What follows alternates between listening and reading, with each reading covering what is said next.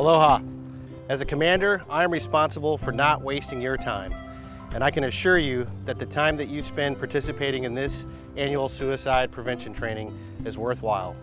I'd like to thank Ms. Yumi Panui for putting this panel together and for all that she does for the Haeang Ohana.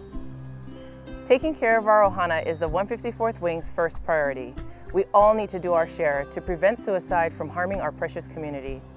The DPH team has prepared something special this year to make this training more personable and engaging than you've probably seen before. We brought together mental health professionals from all over. They joined us here to hold an open discussion about how we can increase awareness and stop suicide in its tracks.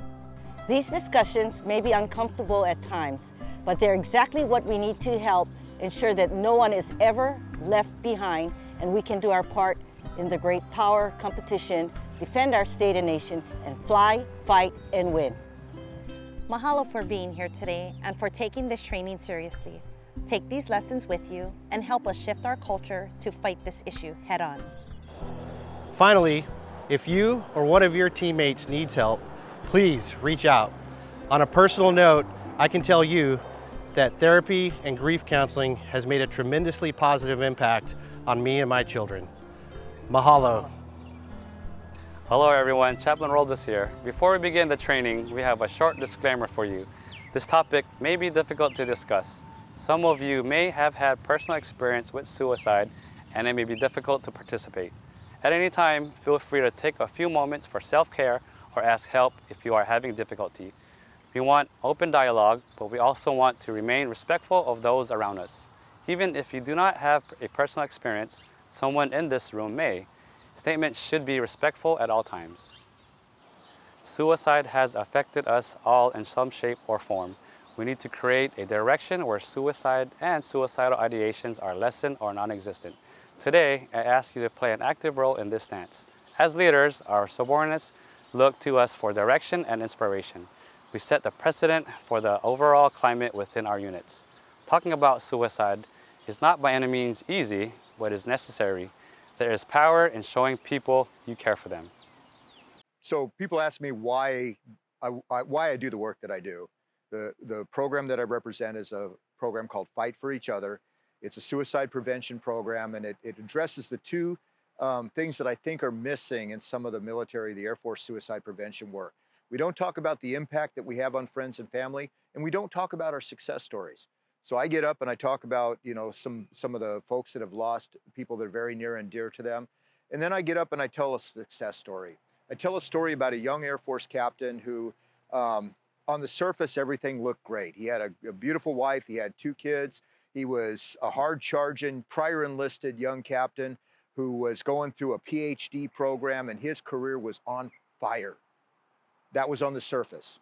Underneath, things were not going well. Underneath, the stressors were becoming distressors.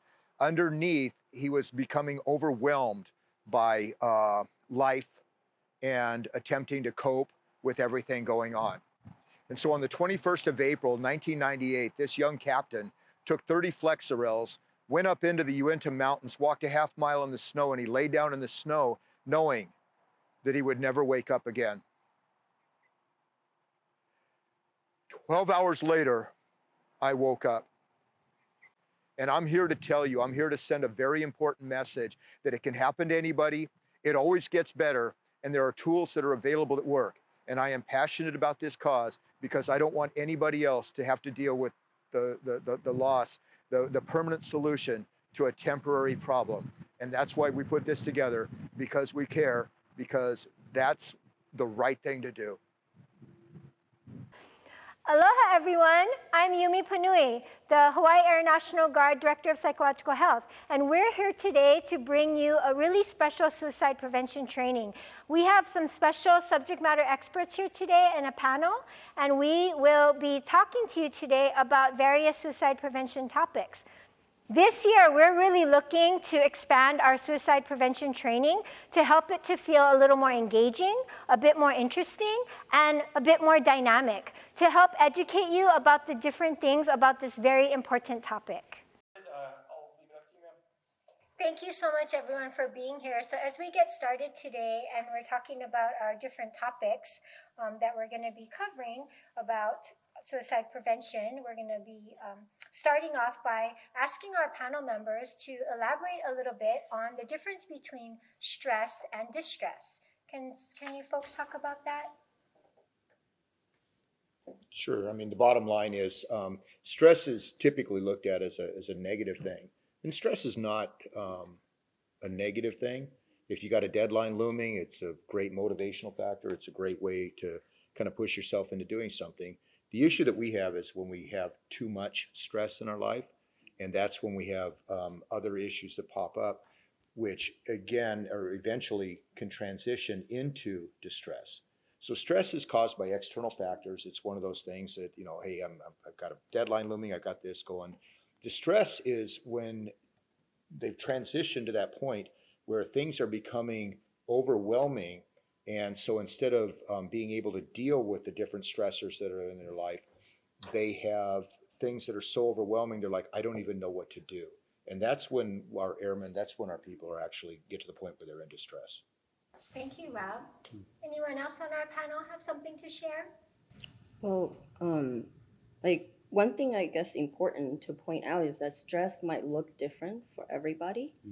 We all have different way of handling stress, showing stress, and we have different tolerance when it comes to stress, and we might show our stress and distress in different ways. So not one size fits all, but it depends on our closest people that are noticing, you know, what is going on, what is happening. So that is something important to consider when we are thinking about stress. And stress sometimes happens a lot when it comes to life transition. So even good life transition that we quote unquote good, you know, what people would expect is, you know, like for example, childbirth or getting married or graduation, like all those could create stress as well. And those are some things to consider. Thank you. That's such a great point, and that kind of leads into us really thinking about that distress piece, right? And what are some ways that we can think about those warning signs and risk factors of distress? Could our panel members share about that? Well, if it's getting to the point where the individual who's experiencing those feelings becomes overwhelmed, it's important to look at what's going on with them and to them. So, for instance, if you have someone who typically shows up to work on time, typically has good relationships with meaningful connections in their life, has a hobby that they're really into that kind of self-defines who they are as a person, like if they're a water person, or if they're into gaming or like board gaming or sports or pickleball, or, you know, just fill in the blank of whatever makes them them. If you see the distress start to chip away at the parts of their life that make their life, then you know that they're in the deeper end of the pool and that they're in need of support. So it's important to be looking at those parts of life that are being impaired by their levels of distress. Absolutely.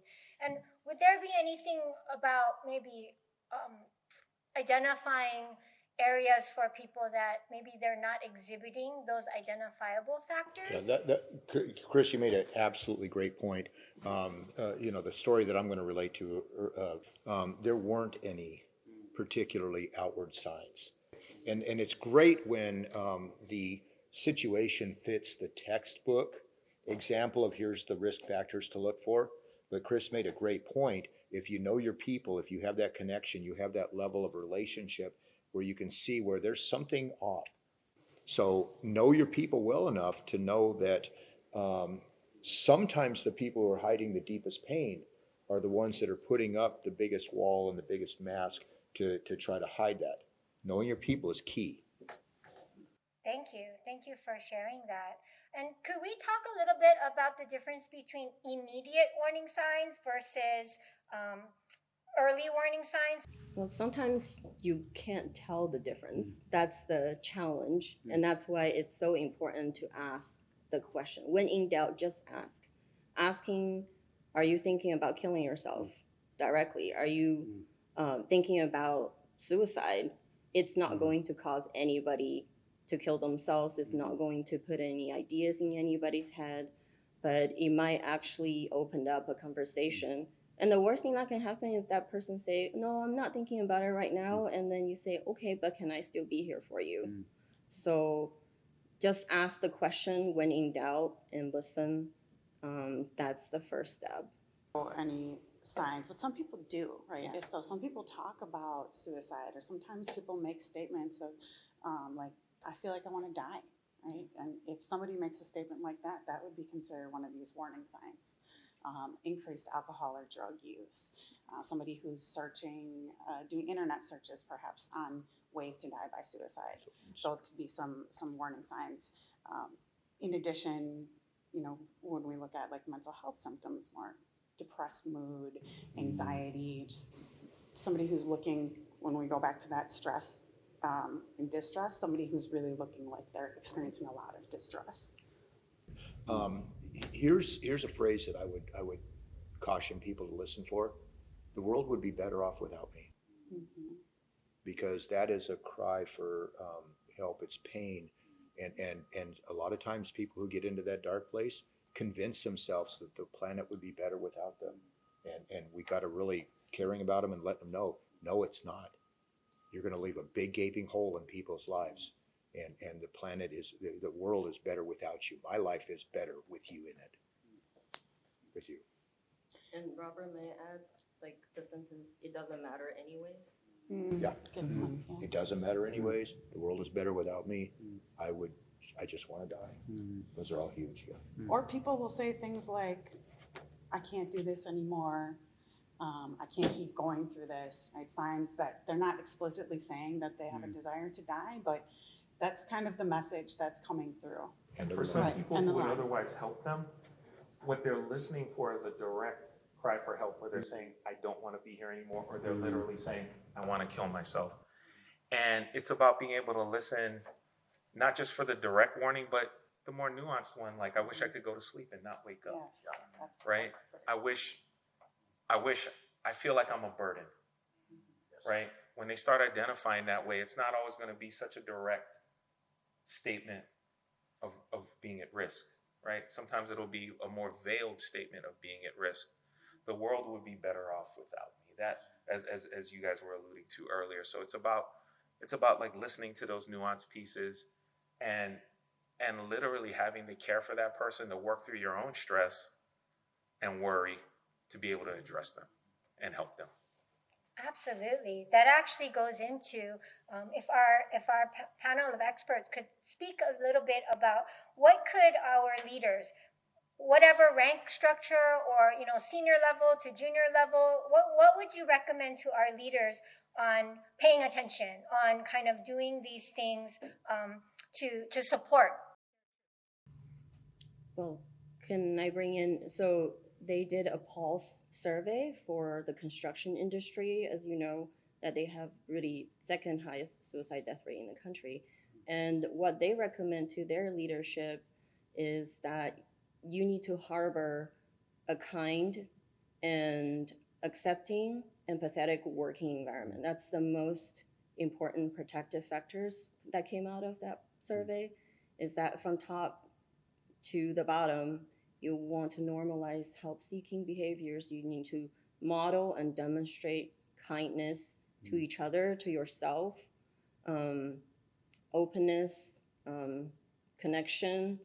I mean, all those things that we probably all know, but it's the leaders, and they're in a special position where they could potentially set the tone for the organization. And so that could be something that would be very helpful and powerful. Renee makes an absolutely great point, and it really comes down to the empathy and knowing your people, and to tie in with what Chris said, knowing your people so well that when something is off in their life, you actually can see it and realize, hey, they used to do this, they're not doing this anymore.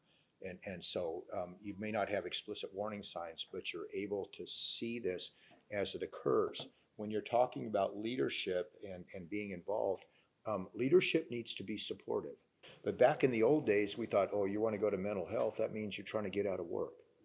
And it's not about that. It's about the fact that, if somebody has enough courage and they're brave enough to reach out and seek some assistance, then you want to give them a 100% support, because I would rather somebody missed a day of work and came out okay than to take a chance and end up losing that person. Number one. Number two, if somebody seeks help and they're brave enough to do that, that gives other people in their sphere of influence permission to do the same. In fact, one of the best things a leader can do is say, hey, I'm on my way over for my appointment. And all of a sudden, everybody who works for that person sees that honest, vulnerable side of this individual and says, oh, wow, that actually gives me permission.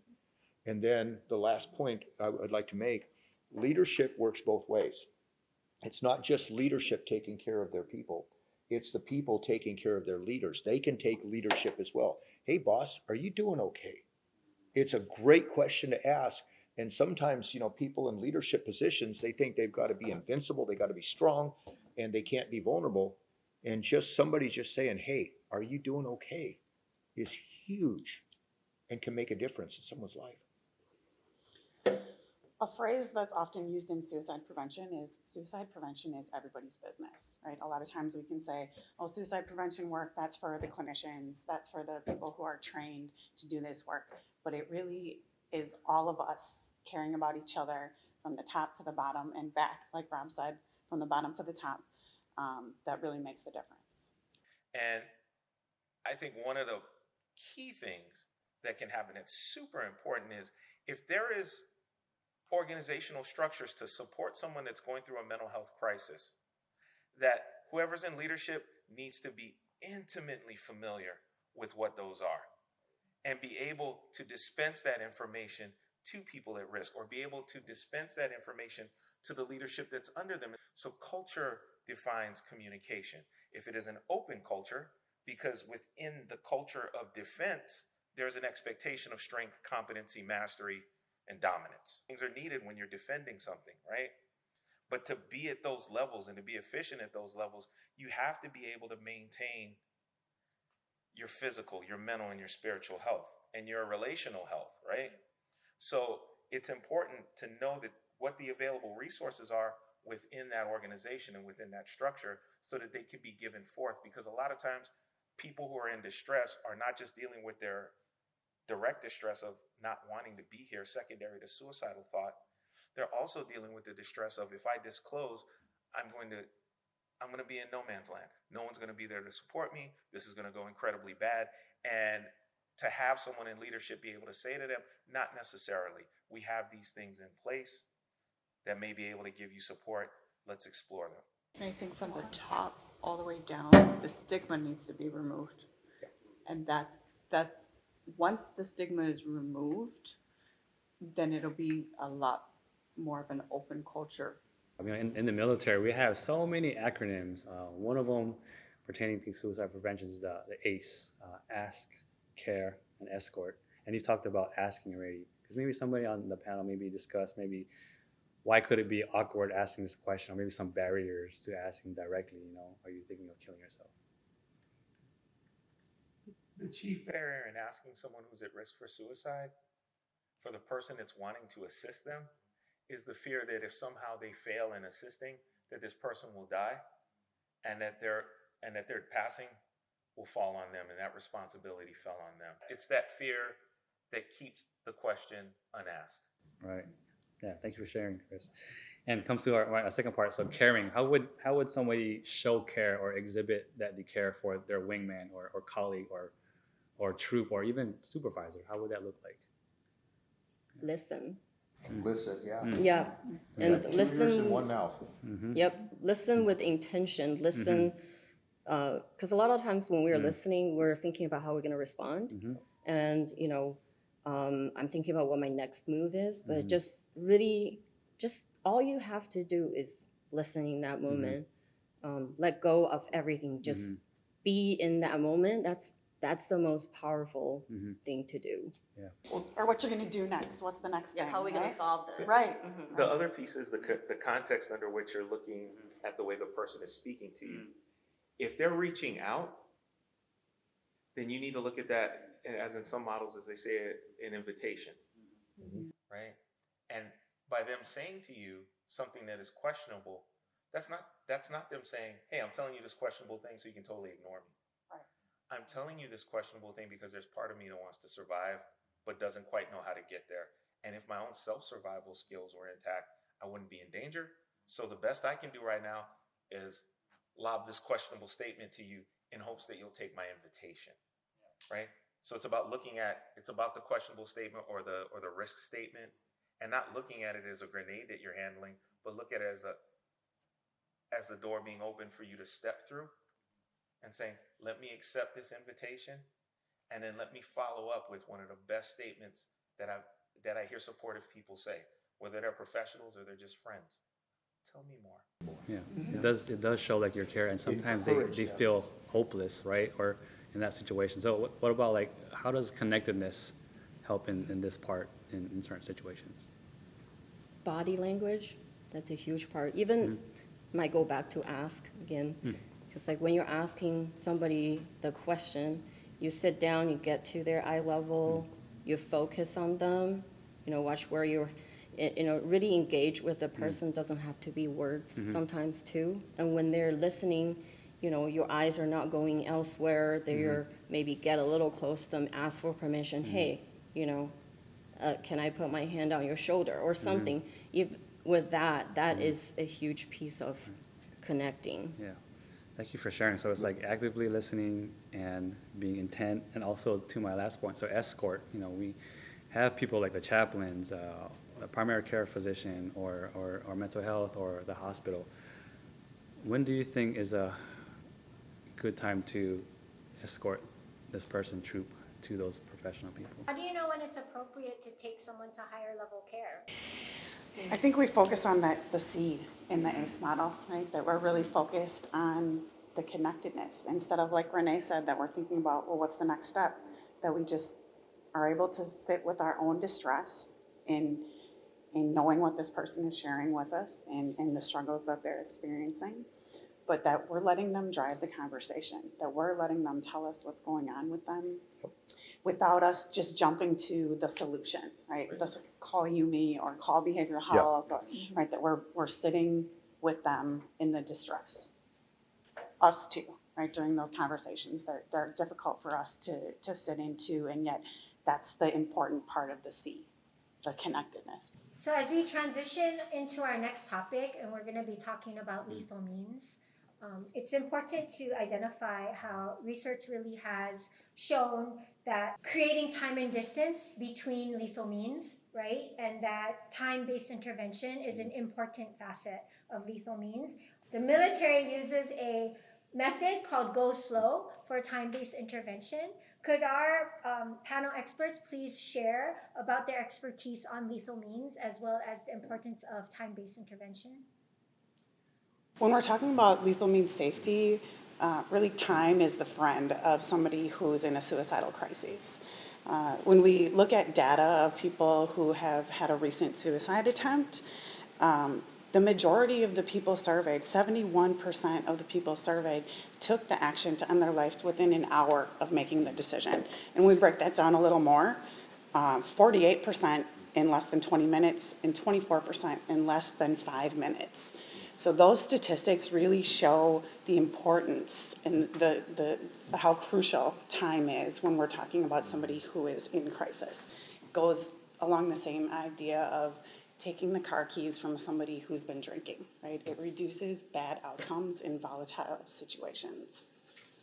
So when we're talking about lethal means safety, we're really talking about reducing access to lethal means of suicide during times of crisis.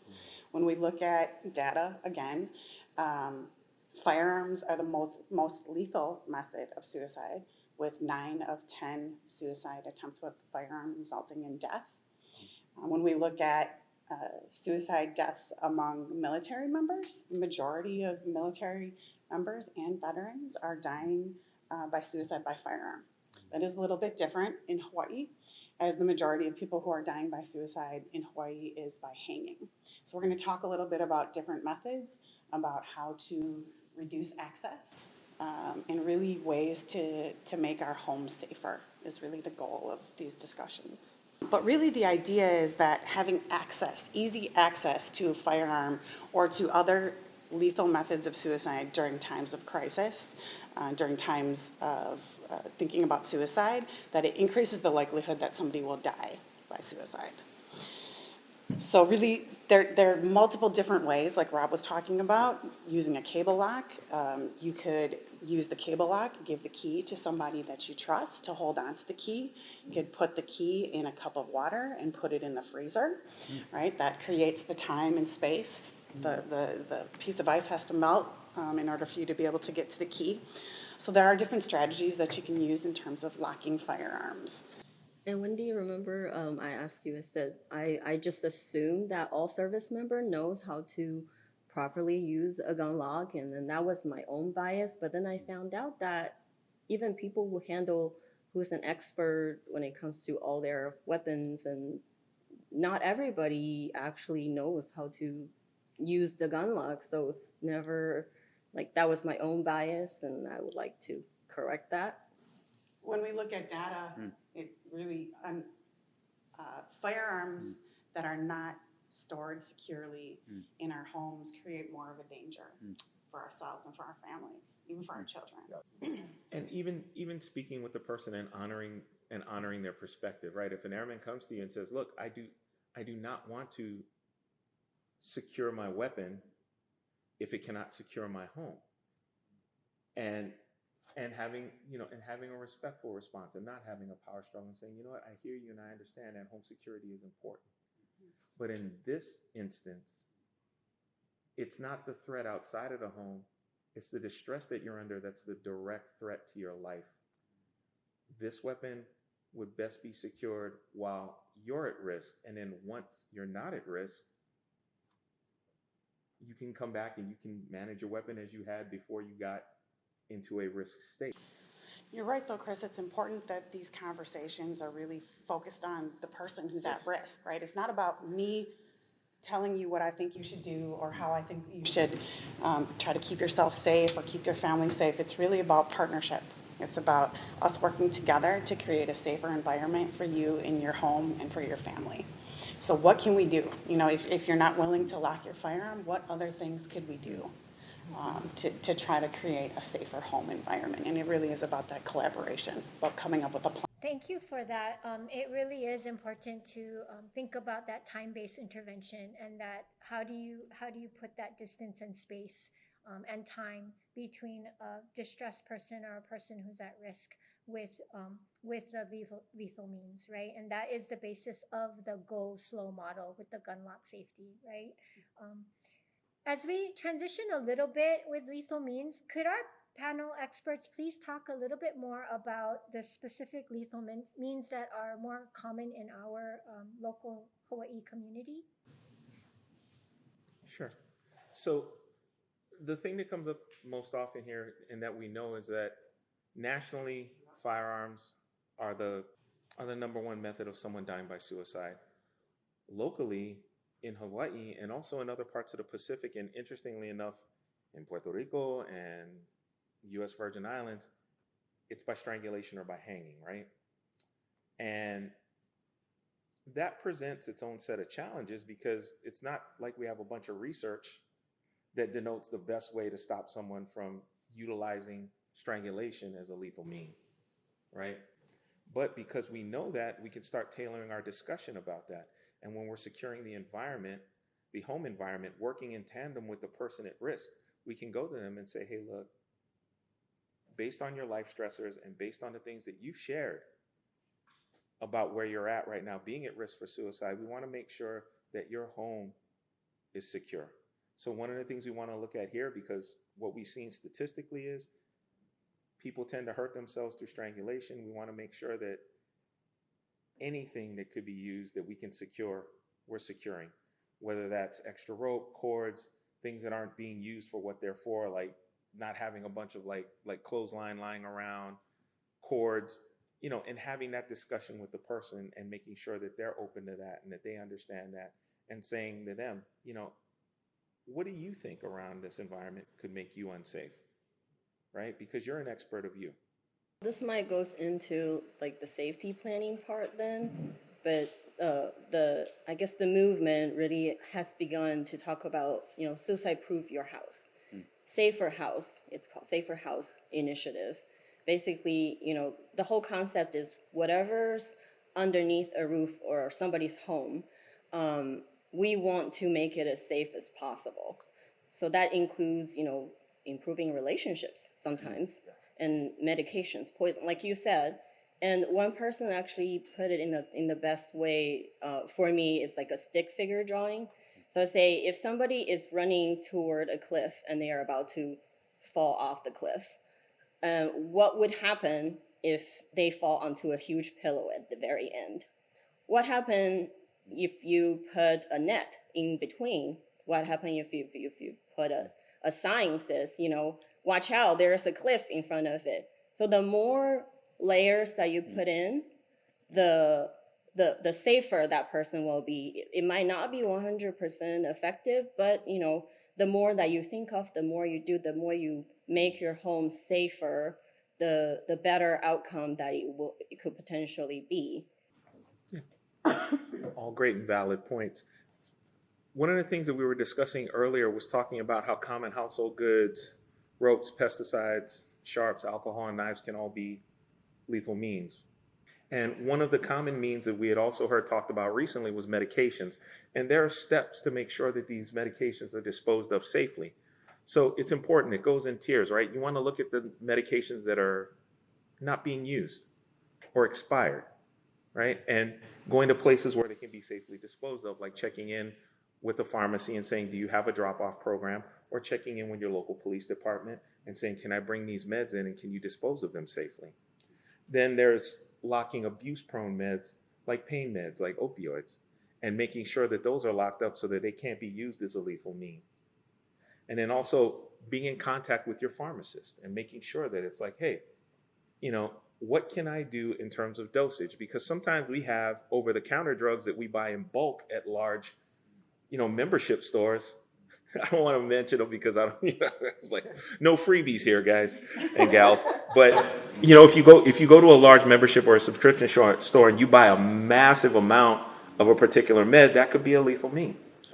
So it's about talking to a pharmacist and saying, what are the dosages that I need? Because I may have a med that I need to take for my health's sake, like a blood pressure med or something that I might be able to use in a harmful way. Is there a lower dosage that I can have that will meet my health needs, but also allow me and my loved ones who are trying to keep me safe in the know so that this can be handled the right way? And the goal with the medications is that you're limiting the medication within your household to a quantity that even if they were taken together, that they wouldn't result in death. Yeah. The other part of keeping the environment safe is it is inviting the person at risk to really take control of the environmental safety that they're in. This is your environment. You craft what the safety of your environment looks like. You are your own Calvary, and we want to support and empower your decision to be safe since you've given us the invitation to assist. So, and that rolls into suicide prevention being everybody's business. What's going to happen is if someone's at crisis and at risk for hurting themselves, they're going to see their psychiatrist or their psychologist early goings, maybe twice a month, maybe 3 times a month. But the further they get away from the crisis, it's going to be less and less. The people that they're actually going to interact with the most are the people in their lives, their friends, their families, their lovers, right? The people that they engage in their hobbies and their activities that they eat with. These are going to be the people that see them the most and can have the most bang for their buck in terms of support. So it's really important to engage those people and to let them know you need to ask the question. There is never a comfortable time to ask the question, but there's never an inappropriate time to ask the question if you sense that the person that you care about is at risk, right? We need to care enough to read their invitations where they're making offhanded statements or behaviors, or even if you get a gut feeling in your now, that's okay. Follow up on it because they'll let you know if they're okay or not. Yeah, that's an awesome point, Chris. I mean, the bottom line is that we have to get to the point where we are comfortable being uncomfortable. People who raised their right hand and said, I will promise to support and defend the Constitution of the United States against all enemies, foreign and domestic. you're serving a cause higher than yourself, and doggone it, I'm going to stand up and take a stand for you as well. I think it's also important for us to know that some people do seek help with a mental health provider, but a lot of people don't, right? So if people aren't going to see a mental health provider, they're not going to see a trained professional, the way that we help them is by all of us caring about each other, right? That goes back to that statement, suicide prevention is everybody's business. And don't wait. Don't wait for the right time. Don't wait for the improper time. It would be better for you to make a lopsided, uncomfortable, clumsy attempt at assistance than waiting for a well-crafted, nuanced, right time to talk to that person at risk. No, be clumsy as you want. Just go forward with care, and they will forgive you by and by. Follow through. Don't wait. And I also want to add to the conversation earlier about, asking the uncomfortable question or being uncomfortable. It's okay to tell them that you're uncomfortable. Like, it really is okay. You can say, I'm really nervous, or I don't know what I'm doing, or I'm feeling very uncomfortable, but I feel like this is a very important thing I would like to. And that humanizes that moment too. Like, we don't have to be perfect to wait and to ask the question, like what Chris was saying. In fact, if we try to wait until it's perfect, we probably miss the opportunity, right? Because that never will, unlikely that will ever feel like this is the right time to ask, right? That uncomfortable feeling, that distress that we feel when we have to ask the question too, that usually doesn't go away. I've been doing this work for more than 10 years and I still feel that sometimes. So we have to get comfortable with being uncomfortable, with asking the question, even when it's hard, especially when it's hard. So what is a safety plan, and how does that play into all of this suicide prevention information that we're sharing today? I really look at the safety plan as a tool for the person who's in distress, right? Oftentimes we want to help somebody, but we might not know the best way to help them. But the safety plan allows the person who's in distress to develop their own plan. So a safety plan is really a tool that's driven by the person who's making the plan, but it's really the individual's plan. The safety plan goes over lots of different areas. The first really focuses on triggers, on things that might cause somebody to feel distressed, and moves to different resources, really helping the person identify people in their lives, places, things that they can do that are going to help alleviate some of the distress. And that's really is the idea, is that we're in that moment of distress, that we are identifying, helping the individual identify things that are helpful to them when they're in distress. How can other people in someone's life, outside of being a clinician or a provider or an expert in this field, how can others in people's lives support them or understand what a safety plan is? Well, that's the beauty of crafting a safety plan with someone at risk, is the people that are in their life, if the safety plan is going to be effective for that person and they have people who are supportive in their life, then they're likely going to be the anchors of hope and the supports that person identifies in their safety plan. We need to have a normalized, nuanced conversation about suicide. In the same way, I had a chance to present to some teenagers.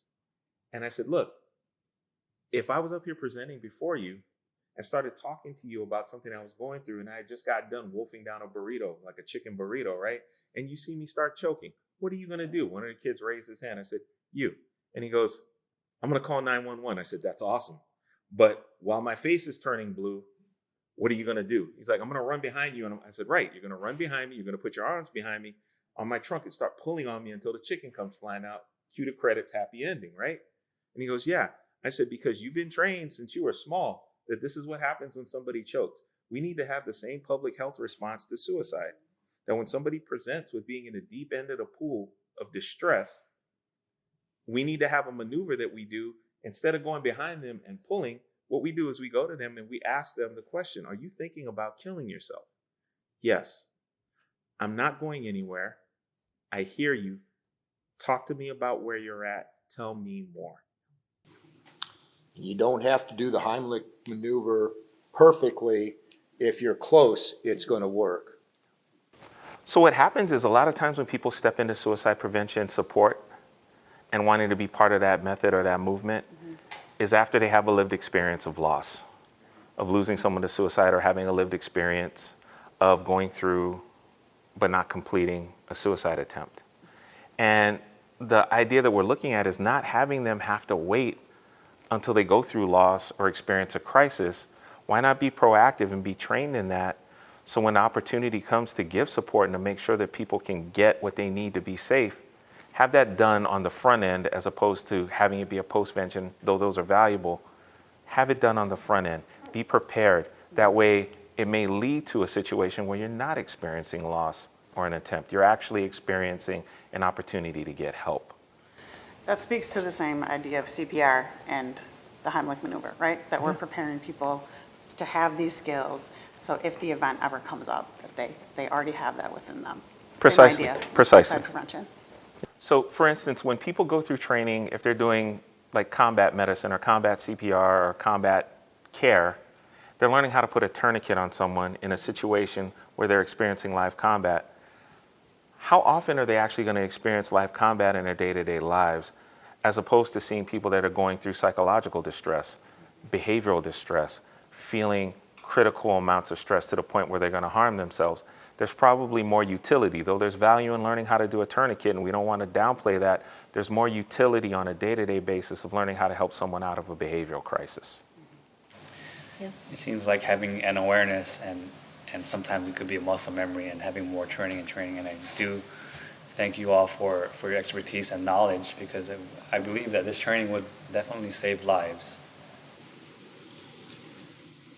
We do have additional opportunities for training. As we've been talking about this whole time, that there are different trainings within our community that you could take that could help you become more prepared to have these discussions with people. Can do some role play, how to ask the question, how to sit with the discomfort, how to ask, tell me more, and be able to have these discussions with people with a little more confidence. And just remember, we are all definitely in this together.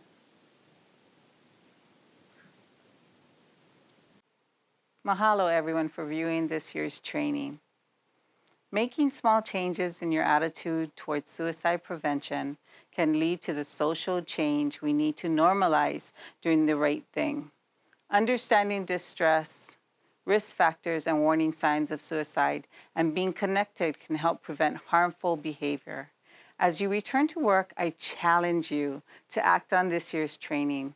Think of one new activity you can implement into your workplace from what you learned today, and we'll get the pendulum swinging in the right direction towards creating a culture where it's a norm to connect with others without even thinking about it, and where airmen and guardians know that they will be heard if you are suffering from stress.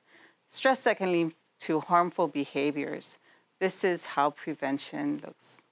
Thank you so much for your time and attention to our annual suicide prevention training today.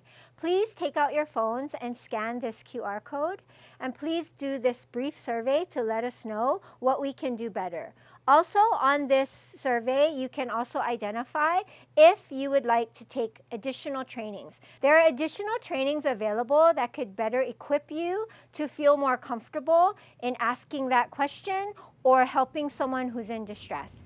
So please take the time, fill out the survey, let us know, put your contact information if you're comfortable. If not, you can reach out to me directly and I can help coordinate those trainings for you. Thank you again so much for your time and attention today.